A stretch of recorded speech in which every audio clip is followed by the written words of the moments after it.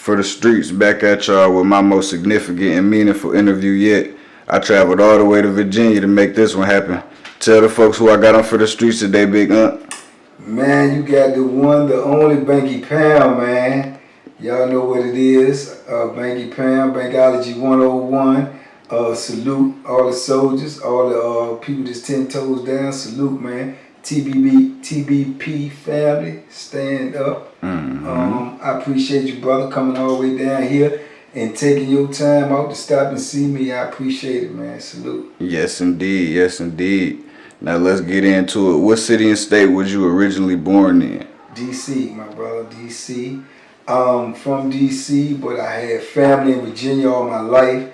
So I was a DC dude coming up and down here in Virginia in the summertime. So I was basically down here for the majority of my life, man. You know? Right. Back and forth. Yeah, summertime kid in Virginia, man. Man, I hear that. Get away from them streets. You know? Yes, sir, I hear that. Now, speaking of them streets, how old was you the first time you can never remember getting in trouble with the law? First time I got in trouble, man, I might have been like 14, man. I might have been like 14. I think that was the first time I got in trouble. You see, I got a scar on my face, man. It came from an old war wound, man, where, you know, a little basketball thing went on, and I ended up getting rumbling with a dude, and little did I know he had a little pocket knife, man. He hit me, you know, so kind of messed me up a little bit, real bad, man, and had to get some stitches and get my jaw wired up, and you know, messed me up real bad, right? But you know, I was solid even then. You know, I kept it to myself. I don't know who did it, whatever. So I ended up catching him like a year later. I seen him on the same court, man, and I had a baseball bat, man. I gave him the business, man, and he told on me. So, oh, man. Yeah, so I got in trouble, you know, off the rip. So, yeah, that was the first time I was ever in real trouble, man. And that's crazy. Yeah. You kept it all the way 100, did what you were supposed to do, and he played it crazy. He ain't feel the same way, bro. He ain't feel the same way. Yeah, he played it crazy. That's nuts. Now I hear you speak on family all the time. Tell us how much more important family seem to become when a person is doing time. Oh man, it's critical, man. It's critical. If I didn't have my family, you probably wouldn't be talking to me right now if I had my family, man. Because like I say, that was instrumental in me maintaining my sanity, maintaining my, you know what I'm saying, humanity. Because like I say, when you been in that belly of the beast as long as I have, and went through the things I went through, seen the things I seen, it would have been easy, very easy for me to lose my mind or to lose my way. But when you got that family, you know, structure behind you, they praying for you, they waiting on you, they committed, you know what I'm saying? Definitely. They sending money, they come to visit you, they answering the phone. So you owe them, you know what I'm saying? You owe them to give them your best to try to get back out there with them. So I think, you know, I seen a lot of cats in there when I was in there, man. They did not have that, man, and that was their downfall, man. You know, you got cats in there that just went all left into other things that they probably would have never got into because they lost faith, they lost hope. You see what I'm saying? Because they ain't had that family structure. And it's sad because a lot of times you get locked up, man, you know, not just your family, your homeboys, so-called homeboys, your friends, everybody, man, they betray you, man, they leave you. They abandon you, you know what I'm saying? So I always tell people, man, everybody loves a winner, but when you lose, you're going to be on your own, man. So you need to realize that. But that's real. Family is everything, bro. It ain't nothing going to replace it, and it ain't nothing going to stop that love right there, man. Even when you angry, even when you upset, even when you got things going on, that's a bloodline, man. It's always going to be there, man. So it was crucial for me. Definitely. Now, you very motivational. To the point where if you wasn't famous for prison stories and what you preach, you couldn't really tell you've been to prison. You know what I'm saying? Like, so how after 33 years can a man come home and preach positivity? Because in Michigan, it's not like that. Motherfuckers got war stories and talk about a lot of negativity that come with prison. So just let us in on how you stay positive every single day, because all you really preach is positivity. You know what I'm saying? Yeah, and it ain't no question. And I believe without a doubt that that's the way the dudes should be. If they come home they already know what's in there, man. Prison ain't nothing but a hate factory, bro. Definitely. Every day, all day, you dealing with some type of animosity, some type of controversy, some type of larceny, right? So if you can go through that, which is the key word, through, if you can go through that and come out on the other side, number one, you're supposed to be happy. Number two, you're supposed to be humble. Number three, you're supposed to be grateful. And number four, you're supposed to want to educate, man. Definitely. You supposed to try to let brothers know what's going on in my stories, in my prison stories. I give you some of the details so you can get the understanding of exactly what it was going on in there, how dangerous it could be, how dangerous it could get. But at the same time, I also give you that positive energy to let you know, look, if somebody can go through all of this and still come out on the other side, what you going through out here, that's something that you can get past, man. Yeah, that's light. That's something, yeah, you can get through it. Because you looking at dudes like me and other dudes, man, I was in prison, bro. I had life sentences. You know, I'm talking about plural. Life sentences. So I didn't know if I was going to ever get out. So I had to live every day with the mentality like, I just got to make it to the next day so I can see if I can make it to the next day. So I can see if I can make it to the next day. Till one of these days they going to say, okay, well, look, man, we're going to go ahead and let you up out here. And that's what I had to do. So when I can let people know that I had to do that, and I had to do it not only for days and weeks and months, but for decades. And I did it, man. You know what I'm saying? And if I can do that, when you're going through something out here, it's minor. It's temporary. It's not permanent. It's not going to be decades long. You see what I'm saying? So if I can endure, you can endure. So these dudes is coming out here, man, and giving you the just the guts and the gory parts of prison, and they ain't, you know, preaching no type of positivity or preaching no type of abstinence, because that's all it takes. You know, all the things that go on in prison, the main thing you got to remember is you already ahead of the game because you ain't got to go. You ain't got to go. It's your choices that's going to make you go or not. You don't have to go. So I'm telling you all these things, what's going on in there. You getting the experience of prison without actually having to go in there. You can take what I went through. I had to go through what I had to go through in prison to get the knowledge that I got. I'm giving it to y'all for free. For free. You ain't got to go in there and see this and see what's going on. Because I told you, when you go in there, it ain't no guarantee you coming out. Facts. You see what I'm saying? So that's what I want these youngers to know, man. Don't get out here and get to playing with these pistols and get to playing with these drugs and get to playing with this old gangster life and think that, oh, I'm like this, I'm like that. Bro, when you get in there, you're not going to be like that. Facts. They people don't care. If you go, I know dudes that came in there that killed 3, 4, 5 people, shoot them up neighborhoods, sling the Uzi. Oh, man, you nothing in there. You going to have to do all that in there. Facts. But without the guns. With the knife. Yeah, without that. It ain't easy. And he might take that from you. Right. And take your life. So if you ain't built for that, and ain't nobody built for that, Facts. you're going to have to be in that moment, and you're going to have to be tested, and you're going to have to be war ready when it happens, but nobody is built for that. And if that ain't what you built for, if that ain't what you ready for, if that ain't how you want to live your life, you should be happy to be out here to be free. To do what you want every day, to get up every morning and go and be in peace. If you got a problem out here, you handle your problem diplomatically, intellectually, verbally.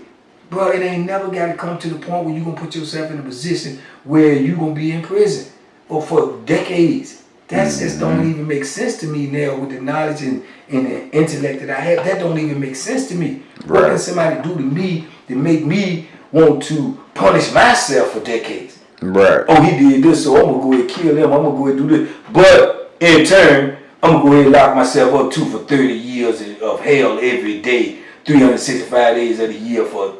Man, are you insane? That don't even make sense. For real. Whatever he did, you should let the people deal with him the way they going to deal with him, or let karma deal with him the way it's going to deal with him. And you should keep your life and better your circumstances for your kids and for your family, and let him go through that hell. Because rest assured, if he campaigning for trouble, he going to get elected. You ain't just got to be the one to give it to him. Whatever he do to you, he going to do to a next man that ain't going to have the smarts that you got to let it go. You see what I'm saying? They going to deal with him. But then you ain't got to have the burden about messing your whole life up.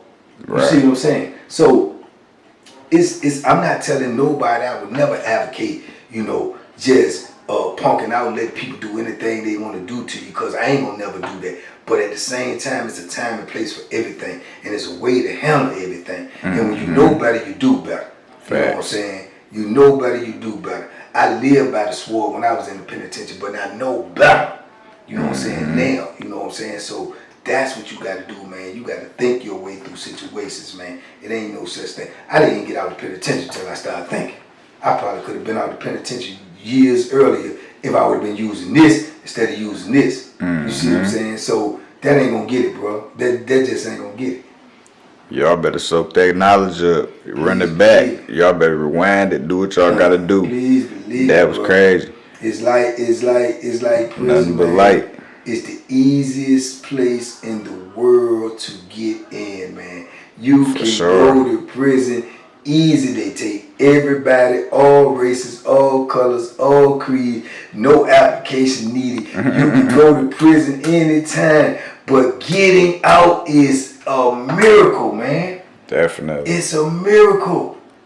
Like I heard you say, you said you just seen folks go in there with 2 years and not make it home. Not make it out, but bro. Folks come in with life and make it home. I seen dudes go in there with 6 life sentences and come home. God damn. I see 6 life sentences. That's my good word, bro. That's I know crazy. 2 dudes home right now that I was with, and I know these dudes, and did 2 dudes home right now that had 6+ life sentences, and I know dudes that went in prison that had less than 2 years, and right now they're in the graveyard.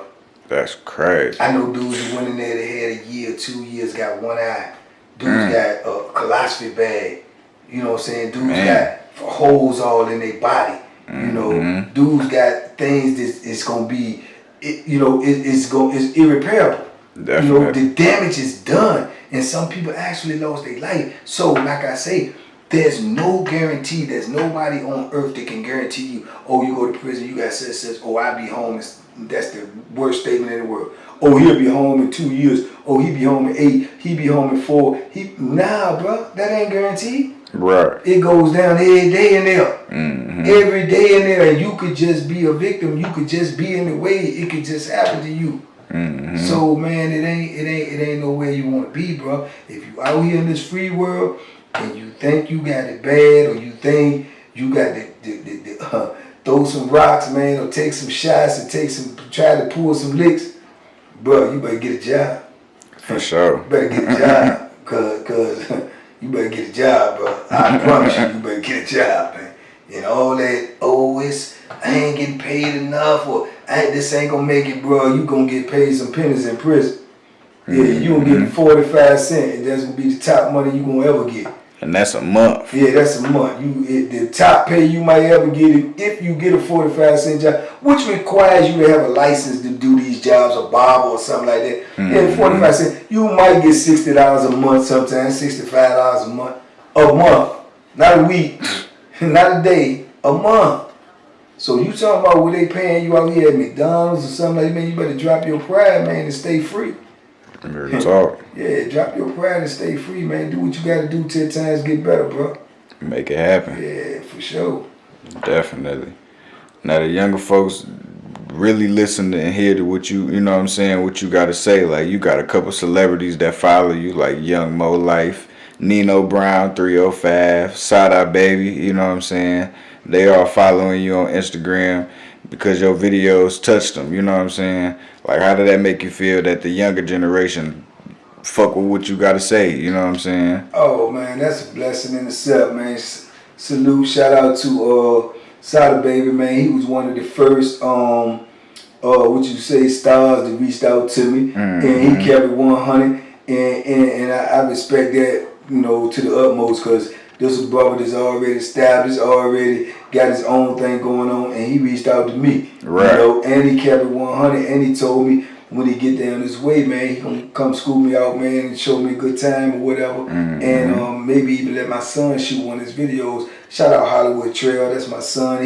He a videographer. Shout out Hollywood Trail. Yeah, man, look him up on IG, Instagram, Hollywood Trail. And that was some real stuff, man. I really respected that, man. And Same thing, Nino Brown. Shout out Nino Brown. Nino Brown been trying to actually get me out there to do a collabo with me, man. But you know, as y'all know, this parole thing kind of funny, right along with the pandemic. But you know, I think we get ready to make that happen too soon. So that's an exclusive for you. Man. We get ready to make that happen, man, with Nino. So Nino, big dog. And as far as Mo Life, man, that's the little homie, man. I know Mo real good, man. I done hung out with Mo. Mo my dude. Mo was locked up for a minute. And shout out his partner, Young Root.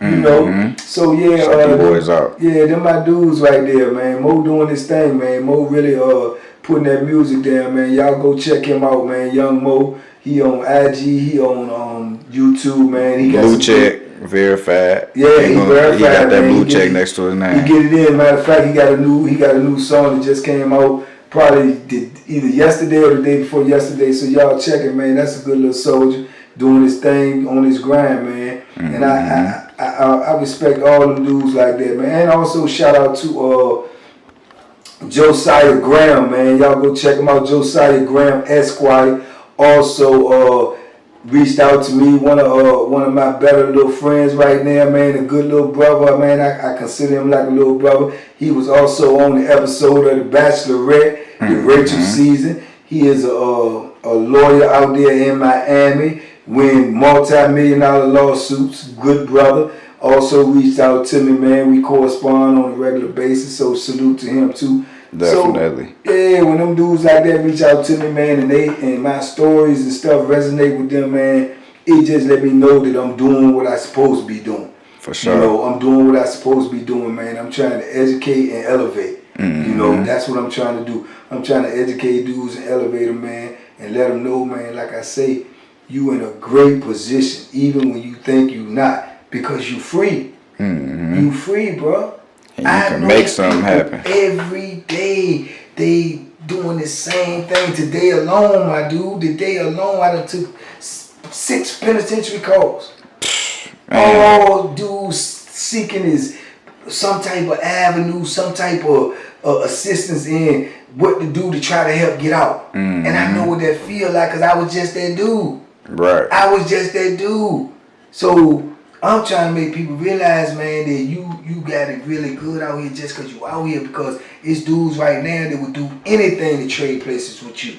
All the things you think going on in your life that ain't right and ain't 100 and you got you sad and miserable, it ain't nothing compared. These dudes love them problems. For sure. They love them problems, man, because they in there laying on the thin mattress, man, with a thin pillow, man, on some steel, and they ain't got nothing. And we out here whining and crying. About little light shit. You better get up and make it happen, bro, and be happy. For sure. And I want to congratulate you on the success you accomplished throughout this baby amount of time you've actually been home. It would have been a year since you've been home. Yeah, I'm like 4 or 5 months away from 2 years. Okay. Yeah, I ain't used to keeping up with time. Hey, I hear that. I ain't used to that. You know? Now, when you first got on YouTube and you know what I'm saying? Like I said, I want to congratulate you for being on the road to 50,000. We have 45,000 as of today. Oh, yeah. Salute TBP, man. They hold me down. Definitely. I'm part of TBP. That's myself, what's up. You know what I'm saying? Now, subscribers who for the most part care about you and your message will go through your head just knowing 2 years ago you barely knew what YouTube was, and now a whole bunch of folks get your message through YouTube. You know what I'm saying? That's amazing, man. I was just reflecting on that the other day, man. I was like, you know, for decades, man, I've been saying the same thing, but won't nobody listening to it. You know what I'm saying? Police, COs, dudes that was around me, man, we ain't trying to hear all that preaching. Won't nobody trying to listen to me. You know, so it's a great thing to come out here and to be this well received. You see what I'm saying? And it wasn't that, especially like dudes in there, they ain't want to listen to you because they got their own problems, man. They ain't trying to, and they looking at it like, man, you can't tell me nothing. You right beside me. You know what I'm saying? And that's understandable. You know what I'm saying? So I used to be the same way, dudes talking stuff, man. But like I say, as I started to educate myself and as I started to learn more and as I started to see things in a different way, I just had to get it out, you know what I'm saying? Right. And I could realize the state that I was in and the places that I was, the place that I was at. Well, man, it's a dead end, bro. For sure. It's a dead end, you know what I'm saying? So once I started realizing that, like I